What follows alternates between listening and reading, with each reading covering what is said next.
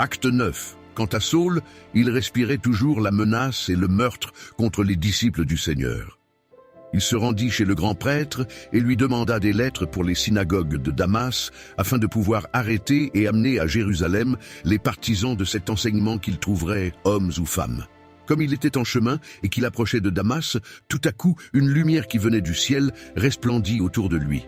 Il tomba par terre et entendit une voix lui dire « Saul, Saul, pourquoi me persécutes-tu » Il répondit « Qui es-tu, Seigneur » Et le Seigneur dit « Moi, je suis Jésus, celui que tu persécutes. Lève-toi, entre dans la ville, et on te dira ce que tu dois faire. » Les hommes qui l'accompagnaient s'arrêtèrent, muets de stupeur. Ils entendaient bien la voix, mais ils ne voyaient personne. Saul se releva de terre. Malgré ses yeux ouverts, il ne voyait rien. On le prit par la main pour le conduire à Damas. Il resta 3 jours sans voir, et il ne mangea ni ne but rien.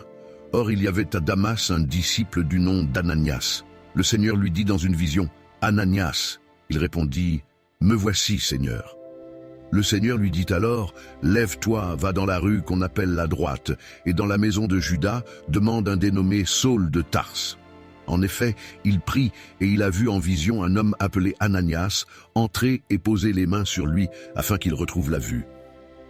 Ananias répondit, « Seigneur, j'ai appris de beaucoup tout le mal que cet homme a fait à tes saints à Jérusalem. Et ici, il a plein pouvoir, de la part des chefs des prêtres, pour arrêter tous ceux qui font appel à toi. » Mais le Seigneur lui dit, « Vas-y, car cet homme est un instrument que j'ai choisi pour faire connaître mon nom aux non-juifs, aux rois et aux Israélites.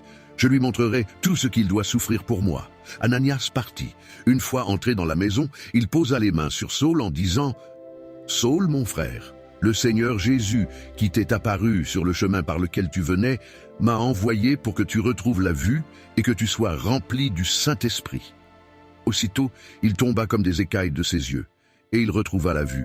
Il se leva et fut baptisé. Après avoir pris de la nourriture, il retrouva des forces.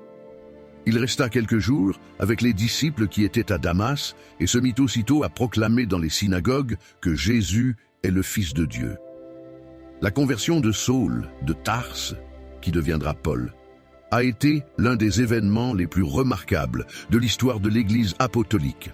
Les actions précédentes de Paul, en persécutant l'Église primitive, lui apporteraient pendant longtemps un profond sentiment de sa propre indignité, bien qu'il puisse dire, avec un sentiment de gratitude encore plus profond, que la grâce de Dieu pour lui n'avait pas été vaine. Avec la conversion de Paul, le christianisme a changé pour toujours et nous montre que peu importe nos péchés, Jésus peut nous pardonner et nous transformer. Demande-lui sincèrement pardon et Jésus te pardonnera. Tu n'es pas trop sale pour venir à Jésus. Confie-lui ta vie, tu ne seras pas déçu.